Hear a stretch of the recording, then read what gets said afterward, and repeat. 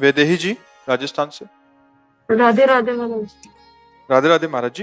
महाराज जी, मैं पिछले कुछ महीनों से माला कर रही हूँ, पर शुरुआत में जो उसमें मेरे भाव आते थे अब वो नहीं आ पाते। वो अब जैसे बस मेरे और दैनिक नियमों जैसा ही बन रहा है, केवल दैनिक दिनचर्या जैसी लग रही है। प्रारंभ में किसी भी साधक को जब भजन के मार्ग में प्रभु घसीटते हैं तो अपनी तरफ से उसे आकर्षण देते हैं।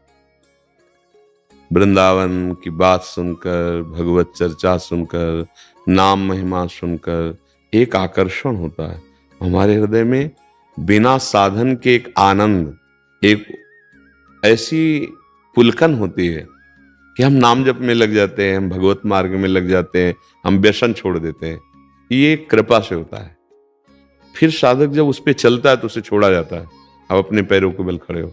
जैसे प्रारंभ में माँ अंगुली पकड़ के चलाती, फिर ऐसे रखने लगती, चलो चलो। फिर जब देख लेती अब इसके पैर पुष्ट हो गए, तब वो आराम, हाँ चलो हम देख रहे हैं। ऐसे ही प्रारंभ में हमें भजन में जो सुख मिलता है कि पहले जो आनंद आता था अब नहीं आता। पहले जब वृंदावन आते थे तो ऐसे, वो कृपा से होता है। अब आपको चलना होगा। आपको सुख मिले या न सुख मिले, जो नाम जप कर रहे हो वो कभी व्यर्थ नहीं जाएगा, वो अविनाशी है। अब वो आपके पापों को नष्ट कर रहा है, अनर्थ को नष्ट कर रहा है। वो सत्य है, वो अविनाशी है, वो चिदानंद है।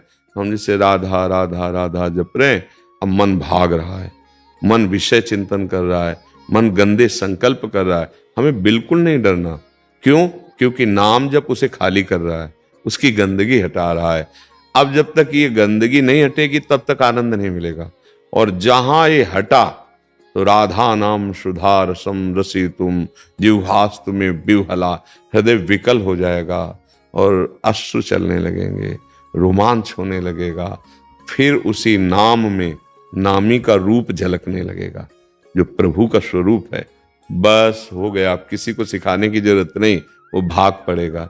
जहां स्वाद मिला भाग पड़ा। अभी हमें स्वाद नहीं मिल रहा। जैसे पित्त का रोग बढ़ जाए तो मिश्री मीठी होती है, पर वो मीठी नहीं लगेगी, कड़वाहट सी लगेगी। अगर हम उससे नियम पूर्वक रोज पाए तो वही मिश्री पित्त का समन करके हमारी जबान को मीठा मीठा लगने लगेगी। ऐसे ही हमारे अंदर वासनाओं का जहर भर गया है।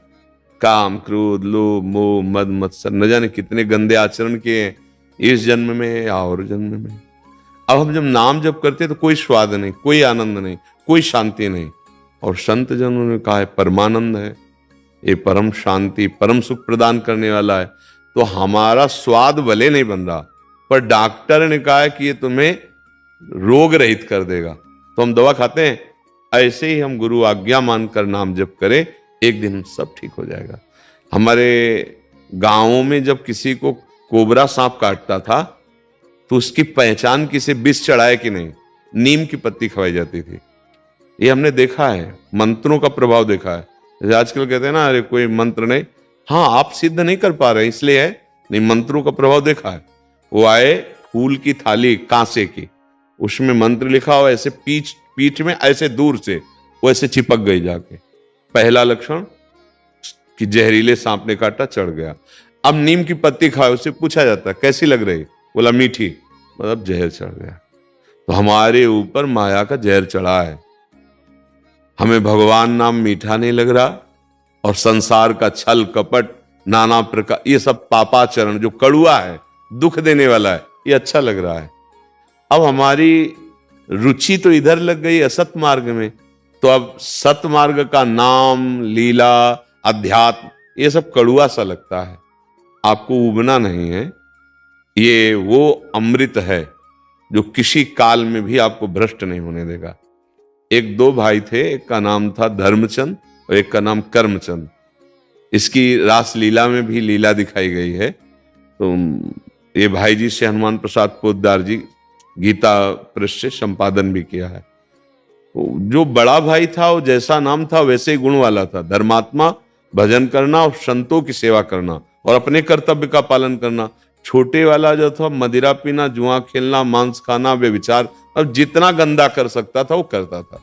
बड़े भाई को चिंता हुई कि इसका कल्याण होना चाहिए, क्योंकि हम जिस गर्भ से पैदा हुए उसी गर्भ से ये पैदा हुआ, पर ये आचरण ऐसे कर रहा है कि नरक जाएगा। अब बड़े भाई संतों की सेवा करते थे, तो जहां संत मिलते उनको मना के लाते, घर में चरण धोते, उनको प्रसाद पवाते, और अगर वो आ जाता तो गालियां देता संतों को, क्या क्या कड़वे शब्द। और उसका ऊपर मकान था और उसका नीचे मकान था। जो धर्मात्मा था वो नीचे रहता था, छोटे वाले को ऊपर। प्राय ऐसा होता था, जब संत आते और वो कहीं से आ जाता तो गालियां देते। तो पहले संतों से कह देते कि एक हमारा भाई है, ऐसा ऐसा नशा करता है, अगर वो गाली दे तो आप लोग नाराज मत होना, ऐसा कह दे। एक बार अयोध्या के संत मंडली उधर से निकली तो उनको प्रार्थना करके घर ले गए। उनको भोजन पवा ही रहे थे कि वो शराब के नशे में झूमता हुआ आया और खूब गाली भाई को भी और संतों को दी और ऊपर चढ़ गया। तो जो उसमें मुखिया संत थे, उनका क्या चरित्र है आपका कि आप सम्मान से लाते हो और अपने भाई से अपमान। बोले भगवान ये हमारे बस का नहीं, बहुत दुष्ट स्वभाव का है, अगर हम बोलें तो हम पर प्रहार भी कर देगा, लेकिन हम चाहते हैं कि इसका उद्धार हो। बोले चाहते हो? बोले हाँ।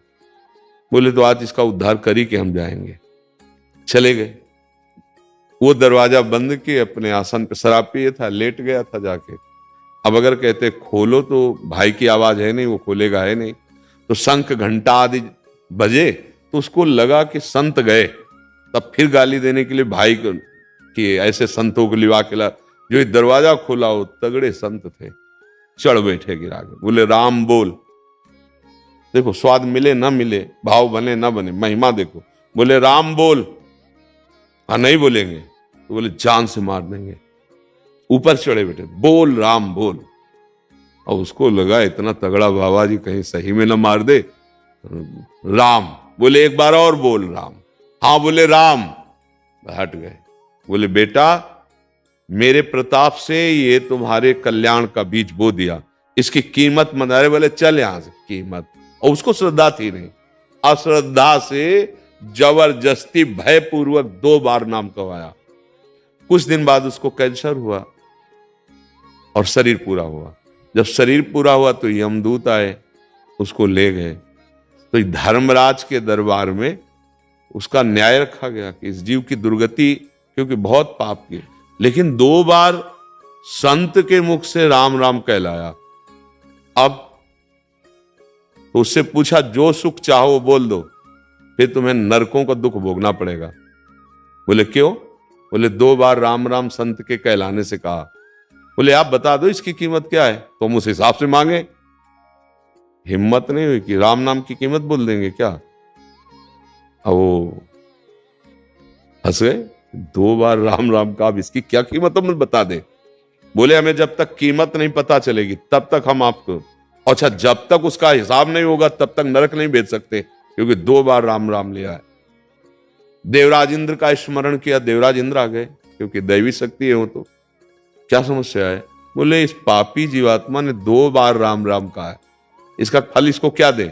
ये मेरे बस की बात नहीं, राम राम का हम फल बता दें, ये तो भगवान ब्रह्मा जी बता सकते हैं, सृष्टि रचयिता है। जीवात्मा ने कहा अपने हटावे दूतों को, जो बड़े भयानक यमदूत थे, ये हमें छुए ना। अब जहां आपको ले चलना है हमको ले चलो। तो उसमें तो ऐसा दिखाया कि पालकी में बैठा जीवात्मा और एक तरफ देवराज इंद्र, एक तरफ धर्मराज, ब्रह्म सभा में गए। ब्रह्मा जी देखकर आश्चर्यचकित हो गए कि कौन इतना बड़ा पुण्य आत्मा है जिसको ये लोकपाल अपने कांधों पे ला रहे। क्या बात? वहां बात रखी, क्योंकि प्रपितामह सबसे बड़े ब्रह्मा जी हैं, प्रजापति हैं, परमेष्ठी पद है। कहा 2 बार राम राम कहा है, जीवन भर पाप किया है, अब इसका फल क्या होगा। ब्रह्मा जी ने कहा मेरी सामर्थ्य नहीं कि राम राम का फल हम बता सके। ब्रह्मा जी ने कहा रात दिन भगवान शिव रटते रहते वहीं चलते हैं, परम वैष्णवाचार्य, परम ज्ञान समुद्र। कैलाश गए ब्रह्मा जी, धर्मराज, देवराज और वो जीवात्मा। भगवान शंकर से कहा 2 बार राम राम का फल बता दो। तो उनका ये तो नहीं मैं बता पाऊंगा कि राम नाम का फल क्या है। महिमा जरूर बता कि रा कह के जहर पी गए हलाहल, और माँ कह के कंठ में रुका है। एक बूंद पानी नहीं रोक सकते कंठ में, अगर वो कंठ में जरा रुक जाए तो खांस खांस के परेशान। हलाहल विष, बोले राम नाम, बड़ी महिमा बताई। बोले फल नहीं बता सकते, पूरा फाइनल ये तो भगवान ही बताएंगे जिनका नाम राम है। बोले चलो साकेतपुर। 2 बार राम राम कहने का फल, साथ में भगवान शंकर, ब्रह्मा जी, देवराजन, धर्मराज साकेतपुरी पहुंचे, भगवान के साकेत धाम। सिया राम जी सिंहासन पर विराजमान, हनुमान जी चरणों के पास में।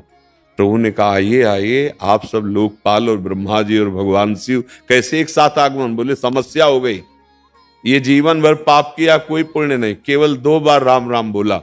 बोले प्रभु इसका फल क्या होगा। भगवान ने कहा बुलाओ उस जीवात्मा और गोद में बैठा लिया और दुलार किया। कहा महिमा तो बता सकता हूं लेकिन पूरा फल मैं भी नहीं बता सकता। कहूं कहां लगी नाम बड़ाई और राम न सके नाम गुन गाई। स्वयं भगवान नाम की पूर्ण महिमा नहीं वर्णन कर सकते। ये अब आप सोचो 2 बार तो नाम लेने का ये फल हुआ कि इतनी ऊंचाई पे चढ़ गया। तो आप अगर राधा राधा कृष्ण कृष्ण राम राम हरि हरि बोलते हैं तो यमराज के रजिस्टर में भारी पड़ जाएगा ये। तो ऐसे नाम को हम अधिक से अधिक कमा लें, हर श्वास में कमा लें, हमारा भाव बने चाहे न बने। देखो जब हम रुपया कमाने का लक्ष्य रखते हैं, नाम सम्मान देखते हैं, न धूप छां देखते हैं, न थकान देखते हैं। एक बार हित धाम में थे तो लेबर लोग जो काम करते हैं ना, ऐसी धूप के निकलना मुश्किल, और उसमें वो काम कर रहे थे। उनका वो जो होता है क्या कहते ठेकेदार, वो आया उनको गाली दे रहा था, गंदी गंदी गाली, है ऐसा ऐसा। ये हम दोनों दृश्य देख रहे थे, उनका पसीना चूना, मेहनत करना, वो गाली देना। जब वो चला गया तो हम कहा तुम लोग कुछ बोले नहीं। अरे बोले महाराज बोल देंगे तो शाम को 500 रुपया मिलता, वो भी नहीं देगा। 500 रुपया मिलेगा, रोटी दाल घर परिवार पाएगा। तो हमें लगा कि पेट पोषण के लिए इसमें इतनी सामर्थ्य आ गई है कि धूप सह रहा है, गाली सह रहा है, अपमान सह रहा है, और हम भगवत प्राप्ति करना चाहते हैं। और हम धूप नहीं सह सकते, हम गाली नहीं सह सकते, अपमान। इसका मतलब हमारे अंदर सही चाह नहीं है। सही चाह हो तो भारी से भारी अपमान हम हंस के सह लेंगे, क्योंकि हमें भगवत प्राप्ति करनी है। अगर हम नाम जप करें हमें स्वाद नहीं आ रहा, तो इतना तो पता है कि सत्य है, इतना तो पता है भगवान का नाम है, इतना तो पता है कि हमारा मंगल करेगा। अब स्वाद आवे चाहे ना आवे, हमें करना है। जैसे वो लेबर शाम के पैसा मिलेगा इस लालसा से गाली सह जाता है, धूप सह जाता है, रूखा सूखा खा के इतनी मेहनत करता है, तो हमारी शाम मंगलमयी होगी, हमारे जीवन की शाम निश्चित मंगलमयी होगी, क्योंकि परम धन हमारे पास नाम है। इसलिए अभी ये मत देखो कि स्वाद आ रहा है कि नहीं आ रहा, भाव बन रहा है कि नहीं बन रहा। अभी तो केवल पाते जाओ, नाम रूपी धन एकत्रित करते जाओ, फिर आप देख लेना स्वाद क्या। मीरा जी नाच नाच के कह रही, पायो जी पायो मैंने राम रतन धन पायो, वस्तु अमोलक दी मेरे सतगुरु निस दिन बढ़त सवायो। तो हमारा हृदय आनंद में भर जाएगा। आप विश्वास करो, नाम कभी व्यर्थ नहीं हो सकता, अविनाशी है, तुम्हारा परम मंगल करेगा, परम सुख प्रदान करेगा। पर धैर्य रखो, नाम जपना शुरू करोगे तो हो सकता है दुख आ जाए, क्योंकि वो क्रम चल रहा है। रात दिन जैसे ऐसे दुख सुख का क्रम, वो तुम्हारे भजन का कोई परिणाम नहीं, ये पुण्यों का प्रभाव और पाप का प्रभाव चल रहा। राधा नाम का जब फल आएगा तो दुख सुख दोनों से परे परमानंद प्रदान करने वाला, जीवन मुक्त आनंद प्रदान करने वाला है। समझ पा रहे?